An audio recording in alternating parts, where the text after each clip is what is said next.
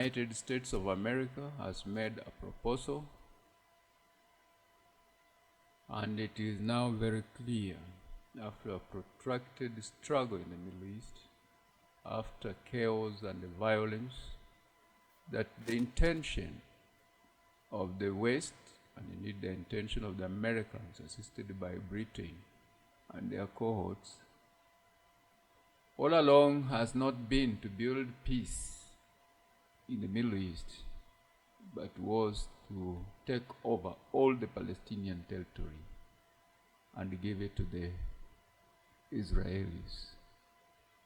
This plot was, if we are not very wrong, as we observe, was concocted way back before 1948, well after the Second World War, and has been silent over these years, and it's taking shape and coming to light now that we have a man who has no understanding of history or public relations, but who thinks he can do things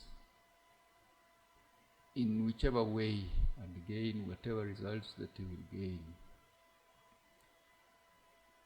But apparently, it's not going to be a walk in the park, because it's going to be a very costly affair.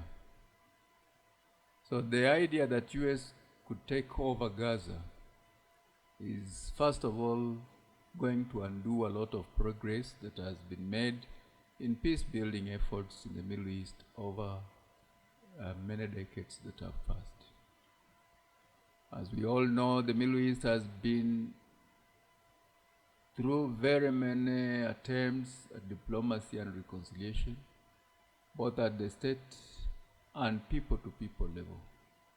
And these efforts, though imperfect and often slow-moving, have all been aimed at reducing tensions, fostering cooperation, and resolving long-standing conflicts. And now just this loud statement seems to erode all these gains. First of all, such an approach is damaging the US diplomatic relationship. If it is true and it was done of good intention, we have seen that US has worked to build diplomatic relationships with countries in the Middle East. And those includes not just Israel, but Jordan, Egypt, and the Gulf states. Many of these nations have been involved in peace process, and an intervention in the Gaza could alienate these partners. Particularly the Arab world could see this as a form of Western imperialism, undermining years of effort to bridge divides in the region. Proclamation or announcement by Donald Trump is also undermining all that has been done over the years, especially towards realization of a two-state solution to the problem of the Middle East. The idea of a two-state solution has been cornerstone of international efforts to resolve the Israel-Palestinian conflict. And this is being severely undermined by this apparent American takeover of Gaza. We believe that the solution to the conflict lies in creating two independent states, one for Israelis and one for Palestinians. And the would-be American occupation surely will undermine the legitimacy of a Palestinian state and worsen the prospects for peace. So what is going to happen in the Middle East is anybody's guess. Which is? The Middle East is a very serious problem, and it has been created by this kind of attitude and by this kind of unilateral approach to problems, where statements have been made in the Western capitals in total disregard of the aspirations of the people, without even thinking about how they feel, what their aspirations are, and what their voice would be if they were to be consulted. So not just the question of where will these people go, it is a question of the voice of the people and their interests. And we know that when such things happen, as we are seeing, they become breeding ground for increasing extremism and polarization. So it is going to inflame tensions, not just in Gaza, but across the Middle East. Extremist groups in the region are going to use it as a rallying point. This is going to fuel further violence and undermine efforts to counter radicalization. And then even if we are blaming others for radicalization, the statement from Donald Trump is by itself an extremist position, and it is the height of radicalization, and it disregards the investments that people have put in creating harmony and coexistence in the Middle East. It regards what other people feel or think, and it cannot be a meaningful approach towards building a peaceful coexistence from the people.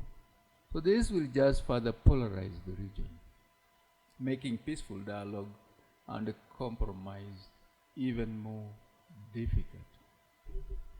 And so to say, even if he were to change his position today, quite a tremendous damage has already been done to the peace process in the Middle East. And whatever he's going to do is not going to wash away the many mistakes that he has already committed. He has awakened radicalism and extremism, and he has poured fuel on the fires of polarization in the Middle East. And what has gone down many years, he has brought it to the fore by his thoughtless remarks that he did declare. What we are going to experience is a difficult situation, because the international rule of law is important for upholding global peace. What we have seen in Ukraine, what we are likely to see in Taiwan, what we are seeing between countries in the East Asia, and the many skirmishes that are rising up in the world were easy to manage when the entire global system upheld the rule of law. But when now we give way and open our arms to mad leaders, lunatics who just go all over shouting anything they want to say, not caring about the impact or what they will do, because they are deluded in a sense that they have power and that they are from a country that is superior to the rest, then we are going to have serious problems with whatever we do. And it's not going to be business as usual, even as they wield power, because you are not going to wish away people just because you are strong. It is going to be catastrophic, and it's not going to be an easy thing. So the Gulf states such as the United Arab Emirates, Bahrain, and Saudi Arabia have started to engage in diplomatic normalization with Israel, or had, under the Abraham Accord. And this was marking a significant shift. They had recognized Israel, they were normalizing relationship. This was a key achievement for peace-building efforts in the region. Now, U.S. military action in Gaza is going to overshadow these agreements and is going to potentially reverse positive momentum for regional cooperation and peace building. And more so, America has failed in all the wars that they have undertaken anyway, including in Iraq wherever they have gone, bombing people, be it in ISIS, wherever, it has just been disaster. Show of mighty, they didn't achieve much.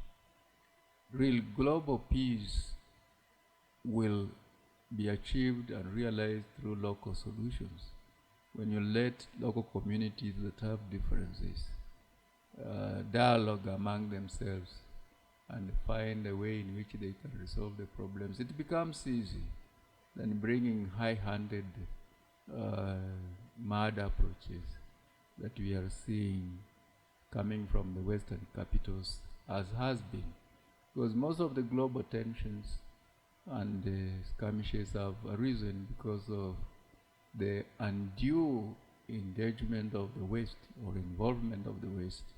Whenever they have rushed in to bring their half-cooked and ill-guided solutions, they have created a crisis, and Africa and third world countries have suffered a lot by these such misguided policies and approaches to global issues. So what the world is telling Americans is that we are tired. We are tired of the approach to global issues. We are tired of being pushed down by statements from one who thinks he's the president of the USA and he thinks he's the greatest in the world. He has been elected to side of affairs of one country and not the globe. Though we understand that wherever many things that happen in the world require interventions of the Americans, the United States, sometimes it is better left the way it is without the American intervention, because if it does, then solutions are going to be found and there would be better solutions. So like I've said that the positive momentum that has been developed in the Middle East is going to be lost. And again, we are going to see a lot of anti-American sentiment. Despite these efforts to support peace, I doubt if they are supporting peace, because you can't support peace by seizing territory and perpetuating genocide, exterminating communities, and taking over their land, dispossessing them of their territory, and evacuating them for no apparent good reasons. Let Gaza be for the Palestinian people, and let us go away from this madness of creating an Israeli state by force, because the mistake that was done in 1948, though supported by many blindly, should not continue to be perpetuated even today. Let there be agreements, and if the Israelis, the Jewish people, want to live among the Palestinians and farm in their territories, let there be compromises and agreements between them. Let them migrate to Palestinian territory and live there, but not take over the land. There can never be an exclusive society in the world where you have only Jewish people set aside for themselves a territory where nobody else lives, that is barricaded by iron dome and other means of defense systems. That this is not going to be long-lasting and is only going to cause a lot of anti-American sentiment, the perception that U.S. as a key actor in the Palestine-Israel conflict and is biased. And this is what every Palestinian or many Arab states think, and it's going to be heightened. And when they put direct military involvement in Gaza, this would increase anti-American thinking there and would provoke violent backlash against American interests across the region and beyond.